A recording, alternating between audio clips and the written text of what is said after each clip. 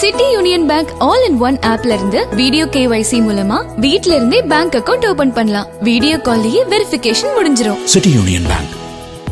இந்த ஞானசேகருக்கு எதிரான வழக்குல இன்றைக்கு முக்கியத்துவம் வாய்ந்த தீர்ப்பு வழங்கப்பட்டிருக்கு.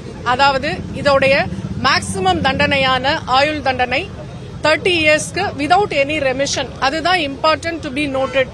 விதவுட் எனி ரெமிஷன் அவர் அந்த ஆயுள் தண்டனையை முழுவதுமாக அனுபவிக்க வேண்டும். வேறு ஏதாவது ஒரு காலகட்டத்தில் சிறப்பு சலுகைகள் எல்லாம் அவருக்கு வழங்கப்படாது அப்படிங்கறது அதோட சிறப்பு. இன்னொரு நபர் இதுல சம்பந்தப்பட்டிருக்கிறாரான்னு நிறைய டிபேட் அதெல்லாமே நான் பார்த்தேன். அதுல நான் தெளிவுபடுத்தணும்னு நான் நினைக்கிறேன். முதல்ல எங்களை பொறுத்த வரைக்கும் அந்த அக்யூஸ்டுடைய போன் தான் வெப்பன் ஆஃப் த கேஸ். அந்த போனை ஃபாரன்சிக் எவிடன்ஸ்க்கு நாங்க அனுப்புறோம். நீதிமன்றம் மூலமாக ஃபாரன்சிக்கு அனுப்பப்பட்டு அந்த போன்ல என்னென்ன விஷயங்கள் இருந்தன, அதுல அவருடைய சோசியல் ஆக்டிவிட்டிஸ் என்னென்ன, சோசியல் மீடியா எதெல்லாம் இருக்கிறாரு, வேற என்னென்னலாம் அதுல இருக்கு அப்படின்னு சொல்லி எல்லாத்தையுமே அந்த ஃபாரன்சிக் அனாலிசிஸ்க்காக அனுப்பப்பட்டது. அதுல குறிப்பாக அந்த சம்பவ தினம் 23ஆம் தேதி அந்த போனுடைய நடவடிக்கை என்ன அப்படின்னு ஃபாரன்சிக் லேப் அனலைஸ் பண்ணி அந்த போன் பிளைட் மோட், அதாவது ஏரோப்ளேன் மோடுல போடப்பட்டது அப்படிங்கறத FSL ஃபாரன்சிக் சயின்ஸ் லேபரட்டரி ரிப்போர்ட்டாக ஆவணமாக நீதிமன்றத்தில் தாக்கல் செய்துள்ளது. அந்த சம்பவ நேரத்தில் சம்பவ நாளன்று அந்த போன் ஏரோப்ளேன் மோடில் போடப்பட்டிருந்தது என்பதை ஆவணபூர்வமாகவும் அந்த நிபுணர் வாய்மொழி சாட்சியாகவும் நீதிமன்றத்தில் சொல்லிட்டு போயிருக்காங்க. ஒரு பாயிண்ட்.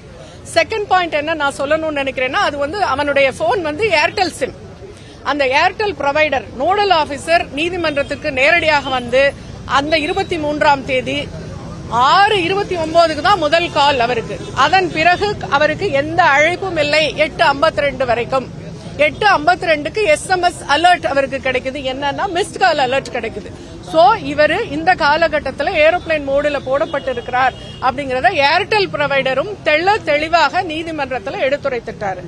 இதையும் தாண்டி இன்னொரு விஷயமும் சொல்றேன். 358 BNSS படி இஃப் சப்போஸ் ஒரு பர்சன் அதுல இன்னொருத்தர் இருக்கிறாரு அப்படின்னு நீதிமன்றம் கருதினால் நீதிமன்றத்திற்கே அதிகாரம் உண்டு அவனையும் இணைத்து குற்றவாளியாக்கி விசாரணை நடத்தலாம்னு. இப்ப கொடுத்த எவிடன்சஸ் எல்லாம் நீதிமன்றம் திருப்தியுற்றதுனால தான் ஒருவர் தான் இதுல குற்றவாளின்றது தெளிவாக நிரூபிக்கப்பட்டதனால்தான் இவர் மேல நீதிமன்றம் நடவடிக்கை எடுத்து இந்த தீர்ப்பை இன்றைக்கு கொடுத்துள்ளது. எனவே இதன் பிறகு இதை பற்றி பேசினால் அது கண்டெம்ப்ட் ஆஃப் கோர்ட், நீதிமன்ற அவமதிப்பு என்பதை தெரிவித்துள்ளது.